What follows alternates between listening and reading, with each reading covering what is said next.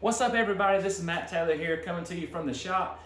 Today we've kind of come to a point of adding, subtracting decimals, multiplying decimals, dividing decimals.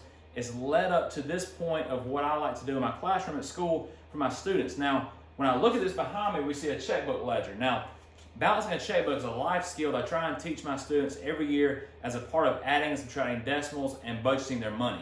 Now, along this lesson, we're going to learn that adding and subtracting decimals that we learned previously plays a huge part in that. If it's your first time joining us, I'm Matt Taylor. I teach fifth grade math and science at Southwest Lawrence Elementary School in Wrench, Georgia.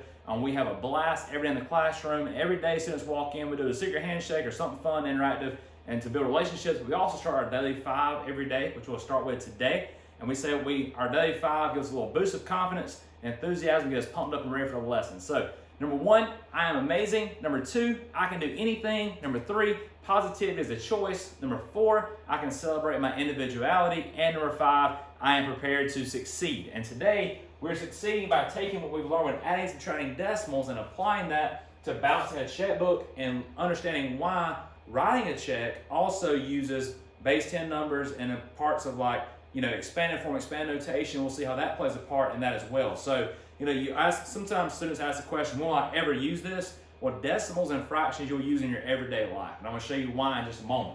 So, our starting balance right now, many of us have a very low balance for checking account. I'm just going to start us off with a very generic balance. So, we're going to do it together. And on a checkbook ledger, you have a thing called the check number column or code. You have the date that you wrote the check. You have a transaction description. So every time you spend money or take in money, that's considered a transaction. Then you have a payment or a debit, which is basically you giving money away to someone. When you debit your account, that's when money's taken away or given to someone else or a company, if you will. So for example, a debit card, when you swipe it, that debit card says that money is being debited from your account going somewhere else.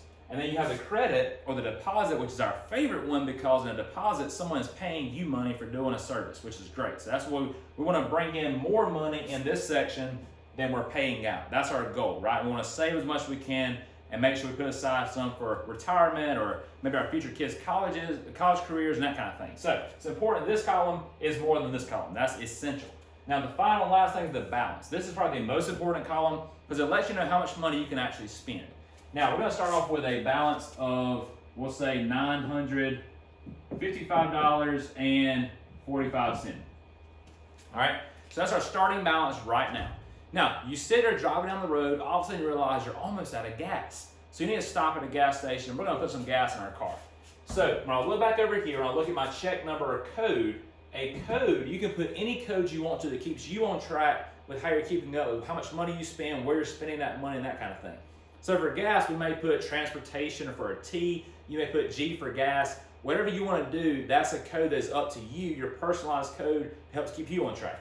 So I'm just going to put a G, all right? And you actually could really write out gas if you wanted to.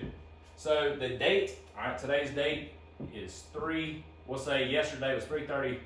We'll just say that. And our starting balance, that was our first description because that was our starting balance. We're going to put gas. All right, here again, I just put gas pump. You can put like Flash Foods, Circle K, Shell, Friendly Gus, whatever. So as you put that description there, your payment, now this is going to be a payment to that gas company, and so that means there's going to be a debit. A debit means money is being subtracted from our account.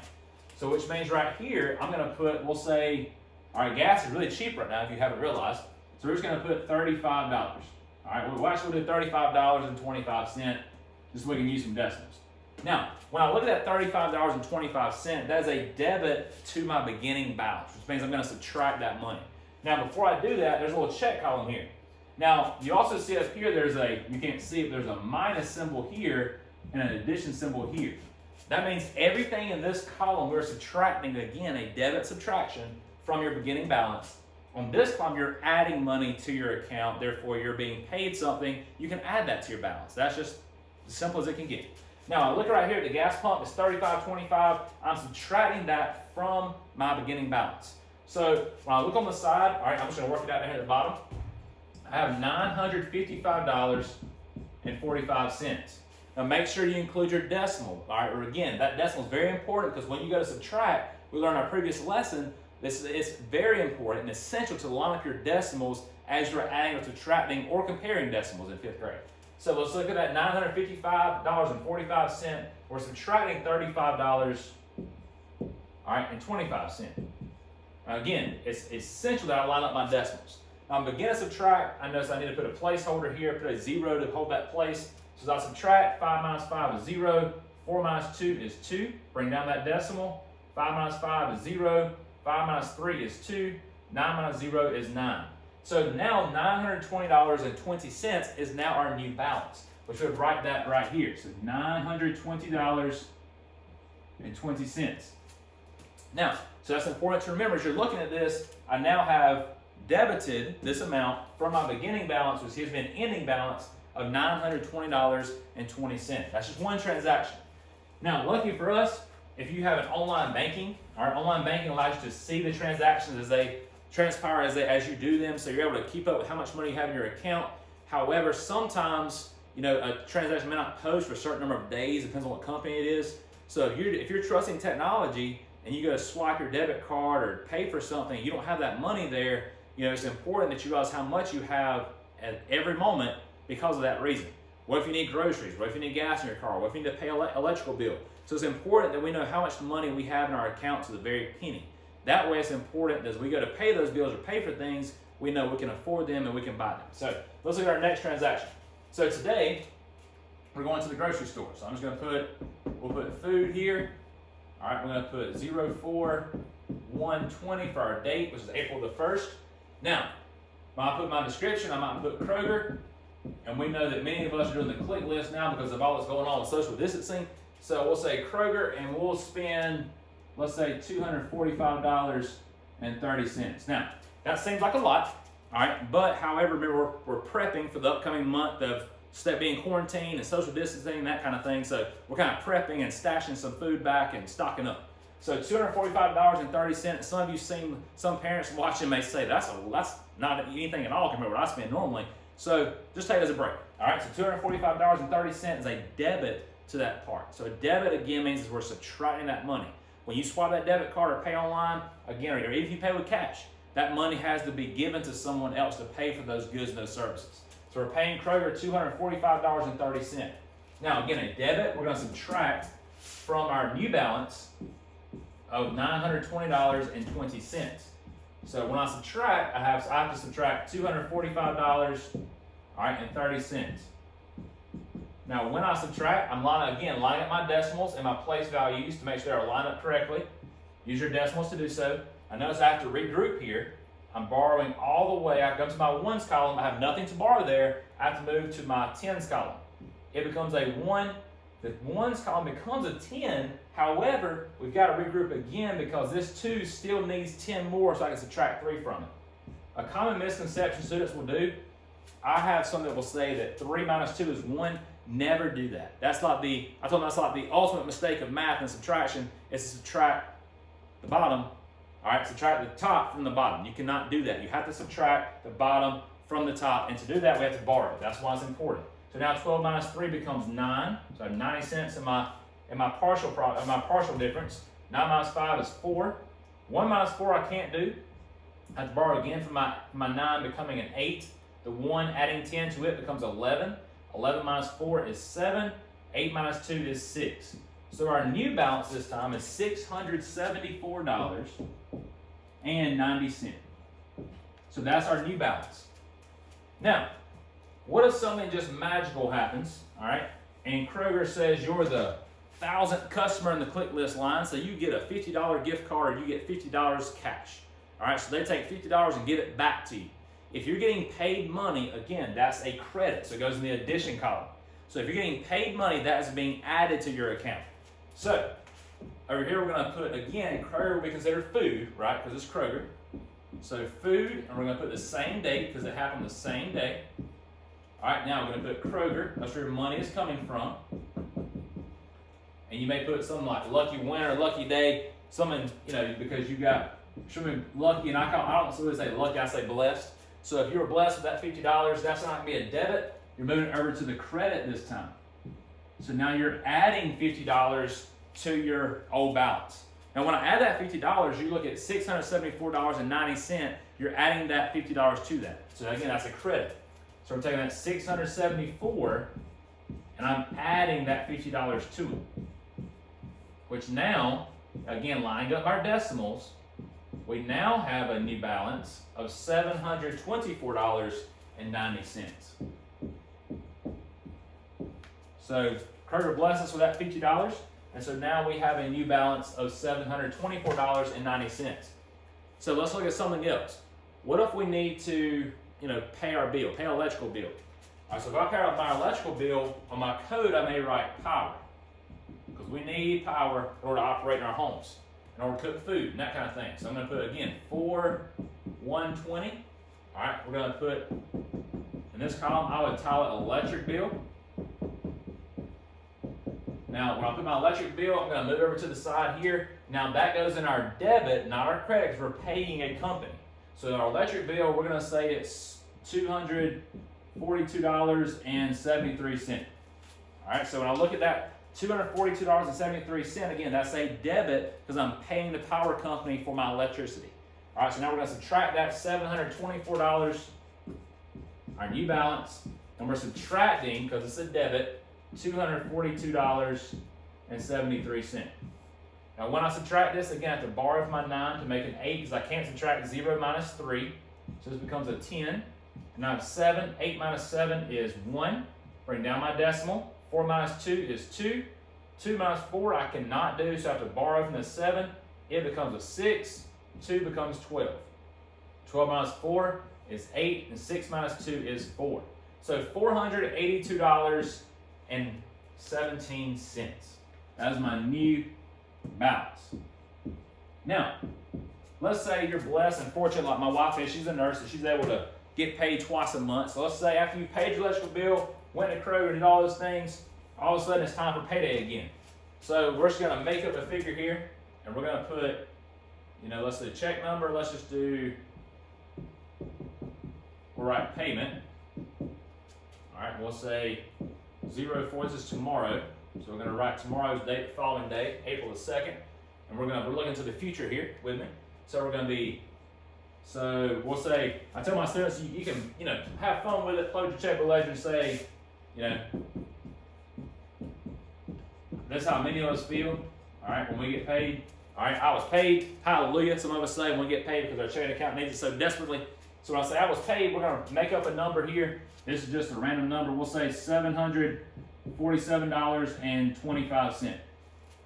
Now that is a credit because we're getting that money to us. So when someone credits you money, they're giving that to you. Now, think about credit cards. You say credit. Well, if credit is giving me money, then credit cards must be giving me money. That's not the case. Credit card companies, what they do, they credit you money, but then you pay them back that money and additional money and interest that they make off of you spending their money.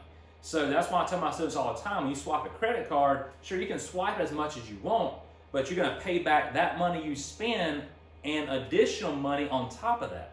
We talked about percentages before. Some credit card companies will charge you anywhere from 20 to 40% of the money you spend. So going back to percentages, like we said before, if I were to spend, say, $400 on a new Xbox, all right, and I go, don't get taxes included in that, so remember it's $432, we learned in our previous lesson.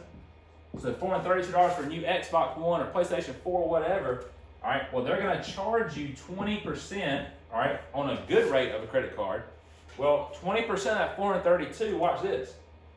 So if I multiplied 2 times 0 is 0, I have 0 again, 4 times 0 is 0.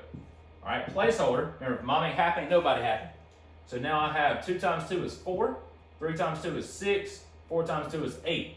When I add these together, I get 8,640, but I need 2 digits behind my decimal. We learned before in our previous lesson, multiplying decimals. So the credit card company, off your one transaction, is going to make you pay back $432, but not just that, watch this. Plus that $86.40 of interest. So now what's actually happened, all right, is you now have, I'm adding this up correctly, you're going to spend $518.40 on that Xbox or PlayStation versus the $432. That's what a credit card is. So a credit card will actually make you pay more for the product than it actually is. So be careful when you see the word credit, think, oh, I'm getting money. Not necessarily. They're crediting you money, yes, but you're going to pay them additional money on top of what that item costs. So be careful and wary of that as you get older and go out to the real world. Now let's go back to when we got paid. Now this was a good credit though. We got paid, so this is good credit. So we're going to add this to our current balance. This will be our final transaction of today in our lesson. So our credit is $747. So my $482.17 is my current balance. And I'm adding $747.25 to that, which gives me 12, carry my 1. I have 42 cents there. 2 plus 7 is 9. 8 plus 4 is 12, carry my 1. And I have a new balance of $1,229.42. And that's my new balance after I got paid that amount. So this is a checkbook ledger and how you document when you're paid, who you're paying. It keeps up with every penny that you earn. So it's important, again, that we realize that, because when we go write a check or pay for something, we need to make sure that money is in our account. Now, again, that was adding, subtracting decimals. Let me show you how expanded notation, expanded form, play a part in the real world as well. So watch this. I'm going to slide my screen real quick. Let's go to the wrong way here. There we go. So this is a check. It's just a random check that I found as a template online. It's not a real account number, not a real, it's pretend. So if we look at this check, several things on a check stand out. This is the check number that you could write in that check ledger side with the code side. You could write that there, know what the check was for. You have your address at the top left corner. You have the bank's address at the bottom left corner. You can memo your check. So if I'm paying for, let's say I'm paying for electricity with this. All right, I can put electricity here. You put power bill, whatever. And so right here, who am I paying? Pay to the order of who? So pay to the order of, it may be, what is Georgia Power? All right, so Georgia Power is getting a check from us for a certain amount for the electricity that we have used because of them. So the date, all right, you put today's date, which would be 4/1/2020. Again, this is check number 1017, meaning this check number 1017 is being written to Georgia Power to pay for your power bill. This is where expanded notation, expanded form comes into play. Watch this. The amount, we're just going to say, was $245.93. All right, so you look at this check, and this part right here, this is the numeric form. Well, down here, you have to write word form. So when you learn those things in school, they apply to you writing checks and dealing with finance as you grow older. So make sure you learn those things. So this is numeric form, now writing word form. So I have to know place value. If you don't know place value, you can't write a check, because I don't know what place value this is, this is, this is, this is, or this is. So you're writing that check, I don't say $2,045, because it's not $2,045. You need to know it's 200. All right, so 245. And, so here's where I come in and play with the expanded form or expand notation. So, and how many hundreds? Well, remember, money is hundreds, so look at my numerator. It tells me how many out of 100 that I actually have. So out of $1, I would have 93 cents extra that I would need to pay. So I said, and 93 hundredths for 93 cents. The reason I said and, remember, the decimal tells you and. All right, so that 245 and 93 hundredths, there's dollars right there. So you need to write dollars, it's already written for you. But then the most important thing, you have to sign your check. If you don't sign your check, we're going to put Mr. T here. All right, so if you don't sign your check, it's important because it can't be used. So again, a check with no signature at the bottom can't be cashed and can't be used. So make sure you sign it. Now, normally if someone writes you a check and you go to the bank to cash it, on the back of the check, you have to endorse it or sign it, all right, at least one time. So sometimes it requires 2 signatures, but it's a signature, which means you need to practice that cursive signature is writing, because if you print your name, it's going to be fine, but a true signature is in cursive of some kind as you sign your name. So that's what's important, to practice that cursive handwriting, to get that signature ready for you to receive checks as you go into the real world and get jobs. So that's how you write a check. So balancing a checkbook. Those are all skills that we have learned through the 5th grade curriculum and have now brought us to this point. And don't forget, later on the YouTube channel, my son Everett and I are going to be blowing up a balloon using 2 ingredients, and a chemical change is going to occur. You don't want to miss that. And next time, we'll be diving right into more decimals, but I'll be showing you a different way of looking at something else. So you don't want to miss that. Then we'll start talking about volume and how to measure volume in different ways and converting measurements, which is on the poster to my right. We'll talk, and actually it'll be your left, which we'll talk about next time. So thanks for joining the shop. Hope you tune in next time and have a great one and be safe. Don't forget to wash those hands for at least 20 seconds. Remember to stay 6 feet away from everybody. Love you. Have a good one. See ya.